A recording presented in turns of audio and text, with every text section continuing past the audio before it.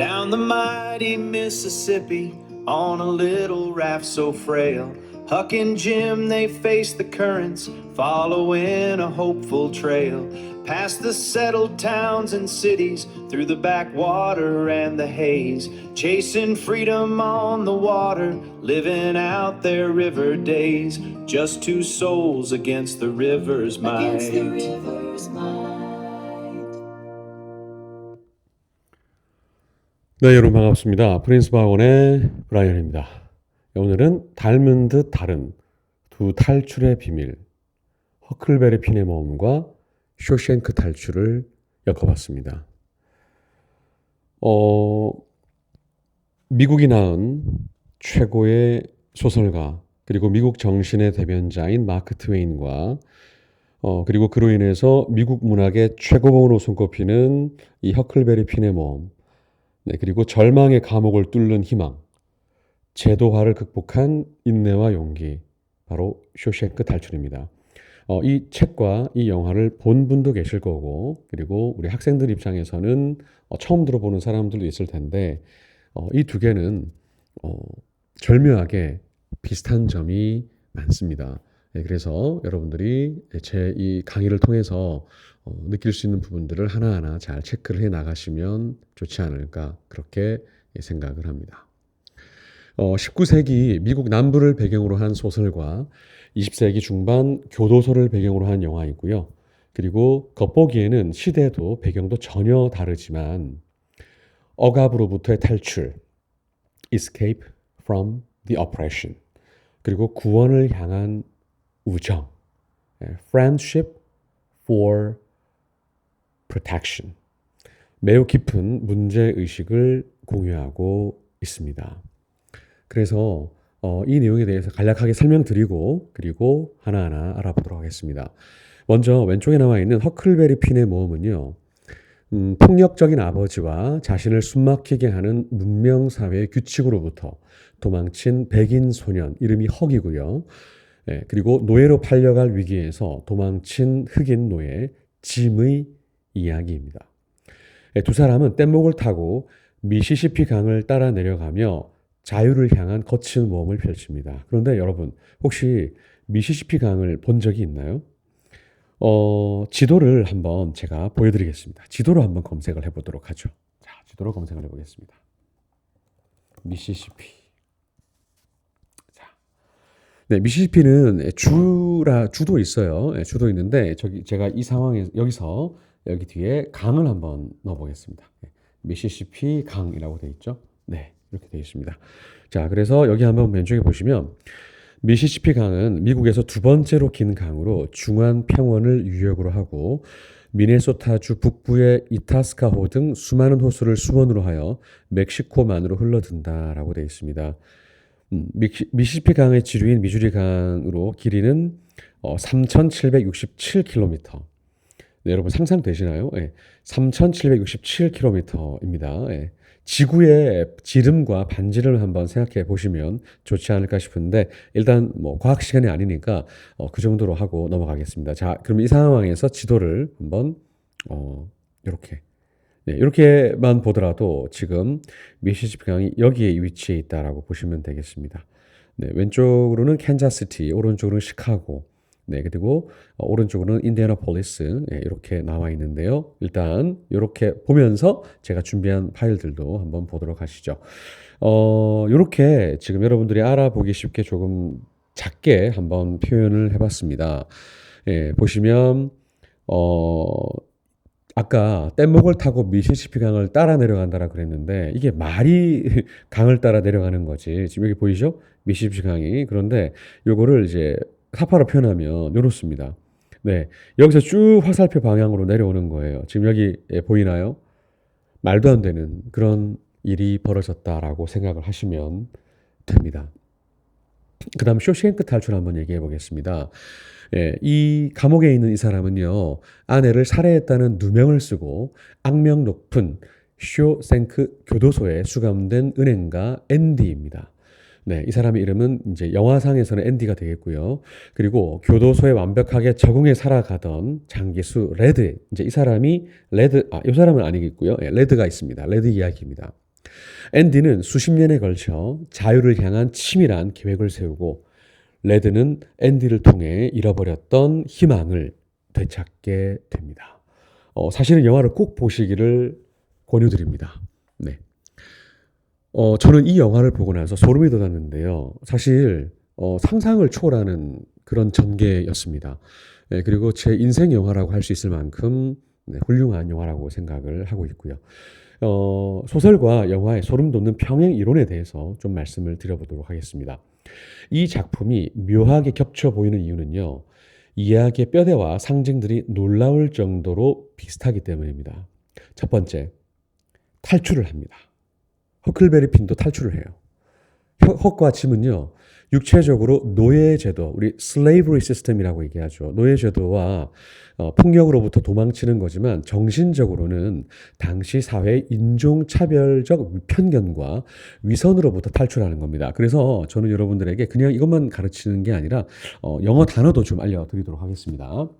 네, slavery system, 노예제도가 되겠고요. 네, 그 다음에 violence, 폭력으로부터 탈출하는 거예요. 그런데 정신적으로는 어떻게 탈출하는 거냐면 바로 racial discrimination, 바로 이제 이 인종 차별로부터 탈출하는 거고요. 그 다음에 인간에게 있는 내면의 그런 부분, hypocrisy, 위선이라고 합니다.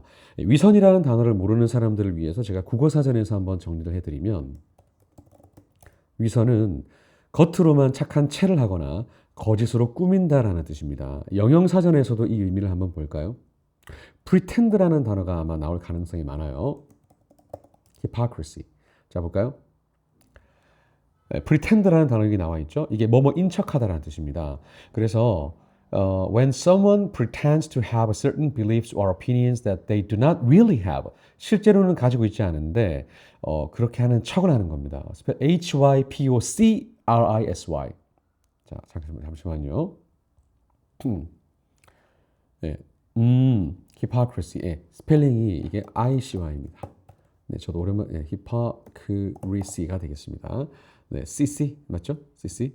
한 번 더 체크해 보겠습니다. 네, CS입니다. 자, CS 서술형 감점입니다. 한국 입시로서는 저는 감점 받았습니다. hypocrisy. 일부러 이렇게 한 거 아닙니다. hypocrisy. 여러 번 써야겠네요. hypocrisy. 네, 위선이라고 하는 부분들. 자, 그리고 여기 오른쪽에 있는 앤디와 레드는 앤디는 벽을 뚫고 교도소라는 물리적 공간을 탈출하지만 레드는 교도소에 길들여져 바깥 세상을 두려워하는 제도화라는 정신적 감옥에서 탈출합니다.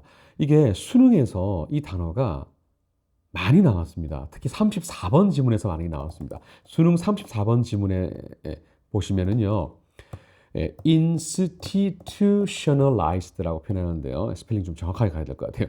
institutionalized입니다. 이게 바로 제도화된 건데, 우리는 학교라는 제도에 살고 있고요. 그 다음에 우리나라 교육 제도에 살고 있습니다. 네, 그래서 그런 측면에서 탈출한다라는 의미가 되겠고, 그리고 왼쪽에 보시면 이제 여러분들이 보셨겠지만 흑인이 나와 있었잖아요. 그런데 여기요. 이 흑인은요. 그 시대 상황으로 봤을 때 백인 소년과 흑인 노예는 당시로서는 절대 동등해질 수가 없는 관계입니다. 하지만 허클베리 핀의 모험을 통해서 서로의 목숨을 구해주며 진정한 인간 대 인간의 우정을 나눕니다. 학교 폭력이 난무하고 학폭이 난무하고 조금만 잘못해도 예민하게 반응하는 현 시대에 줄 수 있는 좋은 교훈적 소설이라고 저는 생각합니다. 그러면 앤디와 레드를 보시면 엘리트 은행가입니다. 앤디는 엘리트 은행가예요. 그 다음에 밀수꾼 장기수라는 전혀 다른 배경을 가졌지만 억압적인 교도소 안에서 서로의 가장 든든한 버팀목이자 구원자가 됩니다. 그리고요, 자유와 희망의 상징인데요. 두 사람은 그 허클베리 핀 같은 경우에는 두 사람을 싣고 끝없이 흘러가는 거대한 강물은 사회의 억압이 닿지 않는 유일한 피난처이자 자유의 공간입니다. 우리가 보통 피난처 하게 되면 쉘터라는 단어를 많이 씁니다. 네, 이게 명사와 동사가 둘 다 있어요. 네, 그래서 쉘터라고 하는 단어를 여러분들이 잘 알아두시면 될 것 같고요. 그리고 이제 이 미시시피 강이 그런 의미를 띈다라는 부분이 되겠습니다. 그리고 쇼생크 탈출 같은 경우는 지후 아타네호라고 해서 앤디가 꿈꾸고 마침내 도달하게 되는 태평양의 해변 마을의 이름입니다. 마지막에 그 영화가 장면이 나오는데요.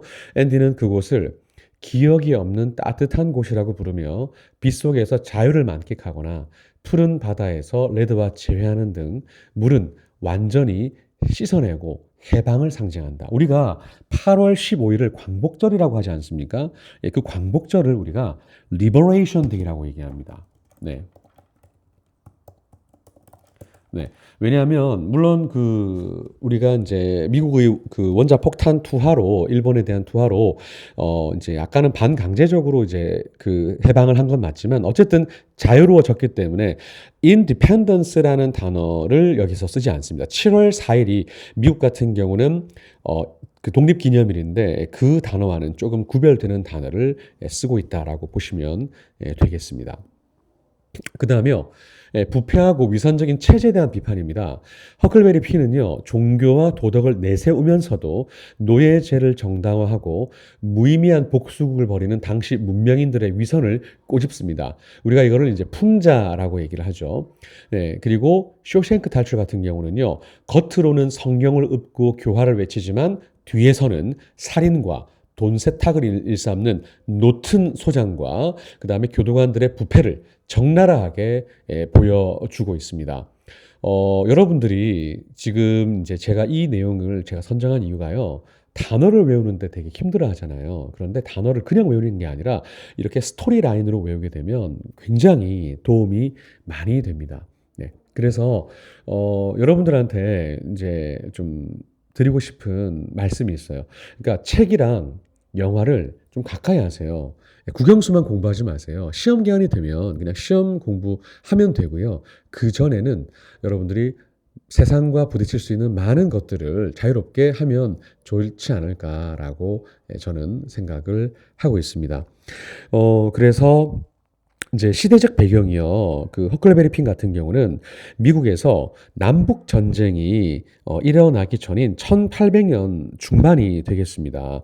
이때 우리 그 미국 같은 경우는 그 남부의 문화 속에 뿌리 깊게 자리 잡고 있던 노예 제도가 있었죠. 왜냐하면 북부는요, 중공업이 발달해서 사실은 노예가 필요가 없었는데 지금 화면에 보시는 것처럼 남부 지역은 목화, 우리 면화 이런 엄청나게 큰 플랜테이션 농장들이 많았기 때문에 결국에는 이제 노예가 일손이 필요할 수밖에 없었는데 결국 노예가 적절한 수단이었다라고 보시면 되겠습니다. 백인 사회를 비난하고요. 그다음에 이제 결국에는 비판하는 그러한 내용을 담고 있다라고 보시면 되겠습니다. 그리고 그 허그의 삶은 주정뱅이 아버지가 나타나면서 돌변하고 맙니다. 굉장히 잘 살고 있었는데 아버지라는 사람이 재산을 가로채기 위해서 나타나고요. 결국에는 아버지와 사는 짐승 같은 삶을 피해서 헉은 왓슨 아줌마의 도망친 노예 짐을 만나게 되고 그리고 미시시피 강을 따라서 손에 땀을 쥐게 하는 그러한 모험이 펼쳐지게 되죠. 그래서 여기서 우리는 가족의 소중함을 알 수가 있습니다. 여러분들 그 지금 어머니 아버지가 주시는 따뜻한 밥상 그거 절대 그냥 오는 거 아닙니다. 여러분들의 부모님의 헌신과 여러분의 부모님의 땀과 그리고 눈물로서 지금 식사를 잘 하고 있고 학교도 잘 가고 있고 학원도 잘 가고 있다 이렇게 생각을 하고 살아갔으면 저는 좋겠습니다. 안정된 가정이 정말 중요하다라는 것은 사실 뭐 두말할 필요가 없습니다. 그래서 저는 이런 사파를 여러분들한테 꼭 보여드리고 싶었고요. 네, 그리고 사실은 이 남북 전쟁 얘기가 빠질 수가 없겠는데요. 그 남북 전쟁 같은 경우는요, 사실 미국에서 너무나 큰 그러한 아픔이 되겠습니다. 우리나라에 6.25가 있다면 미국에는 결국에는 이제 Civil War, 대문자로 표시를 하거든요. 이런 내용이 대단히 좀 가슴 아픈 부분이다라고 여러분들이 생각하시면 좋겠습니다. 사실 그 영어 공부라고 하는 게 꼭 영어 공부만 할 필요가 없고 국어 그다음 문화, 그다음 수학, 과학 모든 것들을 다 동원해서 하나하나 들어가면 저는 가장 이상적인 그런 공부라고 생각을 하는데요. 여러분들은 만약 감옥에 억울하게 갇혀서 15년, 20년을 있어야 된다면 어떤 생각이 드십니까?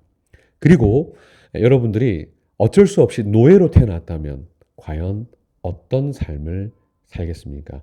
그 부분에 대해서 한번 생각해 보면서 이 내용을 잘 이해하시면 좋지 않을까 그렇게 생각을 합니다. 마지막으로 자유를 찾아서 떠나는 이 음악을 한번 들으면서 마무리해 보도록 하겠습니다. Down the mighty Mississippi on a little raft so frail, Huck and Jim, they faced the currents, following a hopeful trail.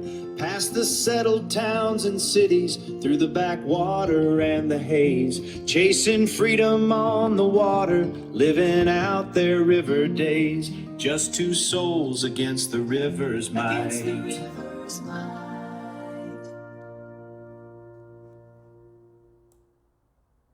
이상 저는 프린스 바곤의 브라이언이었습니다. 감사합니다.